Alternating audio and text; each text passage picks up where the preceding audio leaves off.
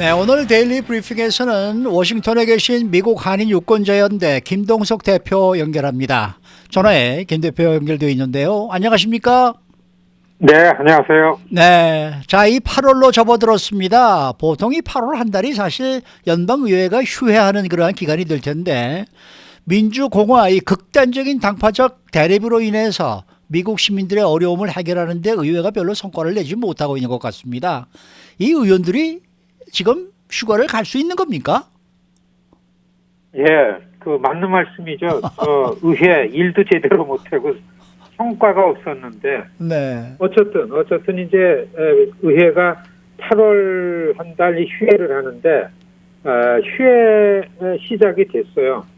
지난 한 7개월 동안 이번 회기에 의회가 말씀하신 것처럼 그 양당이 싸움을 거듭하다가 이제 이렇게 된 것 같은데, 하원은 9월 19일까지 방학입니다. 그리고 상원은 일주일 더해요. 8월 9일부터 9월 10일까지가 이제 휴회인데 이때가 지역에서는 또 중요합니다. 의원들이 다 지역구에 가 있기 때문에 그렇죠. 우리 LA요. 예, LA 우리 한인 커뮤니티에서도 의회가 휴회 동안 의원들이 지역구에 있을 때 열심히 많이 만나가지고 목소리 내고서 의원들이 지역 현안이 무엇인가, 특히 한인사회, 한인 커뮤니티의 현안이 뭔가를 아주 정확하게 알고 오도록, 이번 8월 한 달을 그렇게 할 수 있는 좋은 기회로 보내면 하는 그런 생각입니다. 네. 자, 뉴스를 보면은요, 연방의사당에서 일부 의원들이 철야 농성 시위하는 장면, 그런 장면들이 나오거든요. 그래서 워싱턴 정치권의 가장 뜨거운 뉴스는 뭔가, 이것도 궁금하고요. 그리고 우리 시민들의 뜨거운 관심사인 강제 퇴거 금지, 이게 연장이 됐는데 이 일이 어떻게 진행이 돼서 연장까지 갔는지 그런 상황도 좀 궁금합니다. 맞습니다. 이게 아주 요 며칠간 워싱턴의 가장 핫 이슈였었습니다. 네. 결론적으로 강제 퇴거 금지를 연장하는 일이 대통령 행정명령으로 연장이 됐어요. 이게 뭐냐면은 팬데믹이 작년에 들어오면서 자기 집이 아니라 월세로 사는 사람들, 그러니까 미국에서 가난한 사람들 얘기입니다. 그렇죠. 렌트를 못 내니까 이제 쫓아내잖아요, 집주인이. 네. 이게 이제 그런데 상황이 그러니까 렌트를 못 내더라도 쫓아내는 거를 금지하는 그런 대통령 명령이 작년도 9월 1일부터 행정명령으로 시행이 됐어요. 이게 그러니까 질병관리통제센터 CDC 명령으로 대통령하고 협의해서 CDC 명령으로다가 이제 효력이 발생한 건데요. LA하고 뉴욕은 작년에 이 팬데믹이 시작되자마자 대도시 안에서는 이게 민감한 거니까 홈리스들이 너무 많아지니까 이런 걸 시행했는데 전국적으로다가 시행되는 거는 9월 1일부터 시행이 돼서요. 작년 12월 31일까지 그러니까 강제 퇴거 집행 중지 명령, 이게 우리말로 하면 그게 시행이 됐습니다. 네. 그리고 또 상황이 나아지지 않기 때문에 1월 31일로 연장이 된 겁니다. 그 다음에 바이든 대통령이 1월 20일 취임하면서 3월 31일까지 또 연장을 했어요. 그리고 그것도 또 안 돼가지고 대통령이 3월 29일 날 6월 30일까지 연장한다. 이렇게 계속 행정명령으로 연장이 되어 왔습니다. 그렇죠. 그런데 6월, 중요한 거는 6월 들어오면서요. 이거 이해하는 게 중요합니다. 대법관, 브렛 카바노라는 아주 보수적인 대법관이 의견을 냅니다. 이래서 대법관 의견이 굉장히 중요한데, 이런 일은 행정부에서 계속 일방적으로 명령으로 진행하는 거는 미국 헌법에 위헌 소지가 있으니까 이 내용을 가지고 빨리 연방의회가 법으로 만들어라, 법제화를 해야 된다라는 의견을 냈습니다. 그러니까 행정부가 대통령이 더 이상 이거를 계속 연장시키는 데 부담이 가가지고 이게 마지막으로 대통령이 7월 31일까지 연장을 시켰죠. 그리고 더 이상 하기가 부담이 가기 때문에 의회만 바라보고 있었는데, 그래서 의회도 양당이 싸우니까 이걸 의제로다가 올려서 이 해결하는 걸 미루다가 지난 금요일이죠. 7월 30일 하원에서 표결을 붙였는데 부결됐습니다. 네. 큰일 났잖아요. 예. 한 400만 명의 그 월세를 못 내는 이 극빈자들을 위해서 그래서 이제 민주당의 진보계 의원 중에 그 코리 부시라는 미주리주 출신의 초선 의원입니다. 이 스쿼드에 속해 있는 의원인데요. 이분이 이제 농성을 시작했습니다. 그게 지금 말씀하신 앵커께서 말씀하신 것처럼 그분이 주도해서 의사당 계단 앞에서 이 농성을 시작했죠. 이게 왜 얘기거리가 됐냐면요. 네. 의사당 앞에서는 농성하는 게 금지돼 있어요. 그래서 법을 어기면서까지 집회를 해야 되는 그러니까 이 시민 불복종 이 시위 방식을 채택한 겁니다. 이 시빌 디소비디언스라고 우리도 어느 때 보면 그런 거를 합니다. 시민들에게 알리기 위해서 법을 좀 어기면은 체포당하잖아요. 예. 네. 체포당하면서 언론에 나가면은 그런 시위가 주장하는 메시지를 이제 알리는 방식으로 많이 사용하는 방식인데 이 시빌 디소비디언스 방식으로 코리 부시가 나서가지고서 시위를 주도하는데 한 100명에서 150명의 주로 이 밀레니엄 세대들 젊은 그 빈곤 운동하는 사람들이 여기에 가세를 해가지고 3일 동안 이 철야 밤새워서 농성을 하는데요. 이렇게 되니까 여기에 그 의원들이 몰리기 시작했어요. 그 계단에서 농성하는 건요 정말 힘듭니다. 줄은 눕지 못해요. 그리고 뭐 갖고 있지도 못하고 똑바로 앉아 있어야지 어디 기대지도 못합니다. 그래서 일어서거나 앉기만 하는 너무나 힘든 거를 의원들이 이걸 하니까 여기에 몰라라 할 수 없으니까 이제 의원들이 자꾸 방문하고 거물 의원들이 오고 해가지고 이 3일 동안 쉬지 않고 하는 농성에 우리 눈에 띄는 게 그 LA 한인타운의 지역구로 있는 지미 고메즈 의원이 여기 아주 가장 열심히 농성을 했습니다. 네. 아마 그 지미 고메즈 의원 지역구에 이런 어려움을 겪는 가난한 사람들이 많은 것 같아요. 네. 네. 그래서 저희도 거기에 가세해서 시위를 하고 그러면서 해가지고 그렇게 되니까 휴회를 맞이해가지고 하원 의원들이 어쨌든 집으로 돌아가려다가 멈춰섰어요.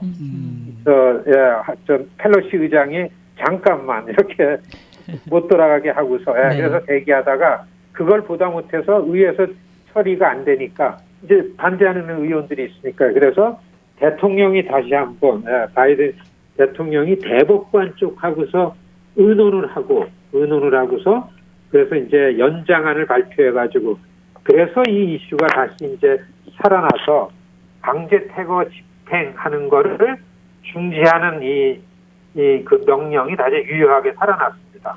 요거에 지금 미국 시민사회가 주목해가지고 이 나라의 이 일들을 바로잡는데 어떻게 우리가 어떠한 방식으로 여기에 주도한 코리 부시 의원은 그 미주리주 출신인데요. 이 미혼모 때 애들 둘 데리고 홈레스의 아주 어려운 생활을 했던 경험이 있기 때문에 이거를 생각하면서 아주 유명한 얘기가 돼가지고 지금 잔잔한 뉴스거리로 지금 우리 귀에 들려오고 있습니다. 아, 그분이셨군요. 네. 네. 코리 부시 의원이 그러고 AOC라든지 이 진보계의 스쿼드라고도 6명의 아주 의원들이 있습니다. 여기 가세하고 제시 잭슨이라든지 카멜라 해리스 부통령도 다녀갔고서요. 그래서 이 분들의 입장과 주장을 절대 무시할 수 없게 불거졌습니다. 그래서 이렇게 완전히는 아니지만은 좀 이 해결되는 방향으로 이게 이렇게 방향으로 갔습니다. 공짜가 없고 이렇게 어렵게 정말 조금만 더 가면은 불것에 실려 나갈 정도로 지쳐가면서 그 시위를 하는 의원들 거기에 가세한 젊은 그 청년들 뭐 이런 그 시위대를 보면서 이런 내용들을 좀 이해하면은 워싱턴 DC를 이해하는 데 많이 도움이 될 겁니다. 그런 비하인드 스토리가 있었군요. 네. 자, 그런가 하면은 또 앤드루 쿠오모 뉴욕 주지사에 대한 성추행 성희롱 관련 어제 뉴욕주 검찰총장의 보고서가 이제 발표가 됐는데요. 뭐 대통령까지 나서서 지금 사임을 하라 이렇게 요구를 하고 있습니다. 그런데 이 쿠오모 주지사의 이 같은 파렴치한 비행을 가장 먼저 용감하게 고발하고 폭로한 정치인이 바로 우리 한인이라 뉴욕주의 주 하원 의원 런김 하원 의원이다. 이렇게 얘기를 들었습니다. 좀 설명을 부탁드릴게요. 네, 맞습니다. 이 뉴욕주 주지사, 선선의 주지사 아주 무서운 사람으로 소문났죠. 윽박 지르는 정치인. 주변에서 뭐 얘기 있어도 얘기도 잘 못할 정도로 이 삼선은 이분이 하고 있는데 작년도 뉴욕이 가장 심각한 이 코로나가 공격한 아주 어려운 가장 먼저 어려움에 처한 도시였잖아요. 양로원에서 뭐 수도 없이 많은 이 시니어들이 이 사망에 나가고 그런데 5선의 런킴 한인 주 하원 의원이 그때의 그 양로원 노인들 케어하는 상임위원회 위원장이었습니다. 그런데 이 쿠오모 주지사가 자기가 코로나 사태를 아주 잘 관리하고 통제한다라는 이 소문, 이런 미디어 플레이에 좀 자기가 취해가지고 양로원에서 피해받는 거를 사실대로 보고하지 못하도록 하는 거를 이 뉴욕 런킴 의원이 위원장이니까 이걸 봤죠. 그래서 이걸 계속 묻고 따지고 조사하니까 이게 자꾸 점점 주지사한테 오니까 주지사가 개별적으로 전화를 해서 런킴 의원을 하지 마라. 너 나한테 죽어난다. 협박하고 막 그러는데 런킴 의원이 간단하지 않거든요. 이번 지역구에서 도둑들 손으로다가 때려잡아가지고 경찰도 불러서 보내고 그런 이 깡다고 있는 정치인입니다. 그래서 그거 가만하니까 그거 대들었죠. 항의하고 CNN이나 폭스뉴스 불러가지고 주지사가 나 협박한다 이런 얘기 막 했어요. 그래서 세상에 알려졌습니다. 그렇게 알려지니까 그동안 오랫동안 쿠오모 주지사한테 피해 당했던 특히 성폭력, 성추행 당했던 여성들이 씩씩하게 나와가지고서 고발하기 시작해서 이 문제가 불거졌죠. 그래서 처음에는 쿠오모 사임해야 된다, 탄핵해야 된다는 얘기가 올 초에 굉장히 크게 나왔었습니다. 정치인들도. 그러다가 검찰총장이 조사한다. 그래서 조사한 게 이게 이제 어제 조사 보고서가 나와가지고 더 큰 비행들이 나와가지고 이제 대통령까지 나와가지고서 이 퇴진해야 되고 사임해라. 그렇지 않으면 탄핵하는 게 맞다라는 얘기가 나오니까 이 코너에 몰린 겁니다. 정말 이렇게 나오니까 어제 오늘 이제 이 동부 지역의 로컬 뉴스에는 런킴 의원이 다시 등장하기 시작했죠. 그래요? 그래서 같은 당일에도 무엇이 진실이냐 그리고서 시민들을 위해서 서민들을 위해서 이 정치를 하는 런킴 의원이 모범이 됐다. 이런 얘기들이 이 한인사에 좀 긍정적으로 많이 들리죠. 그래서 쿠오모 주지사 뭐 너무나 승승장구하고서 그리고 대권에도 이름이 오르내리고요. 그리고 또 민주당의 대안이다라고 나오든 그렇지만은 이거 자기 관리 못하고 정치 잘못해가지고 이 추락 직전에 있습니다. 반면교사 그런 교훈이라고 봅니다. 그렇네요. 굉장히 심지가 굳은 그런 의원이네요. 자랑스럽습니다. 자, 오늘 말씀 잘 들었습니다. 네, 고맙습니다. 지금까지 워싱턴의 미국 한인 유권자 연대 김동석 대표와 함께했습니다.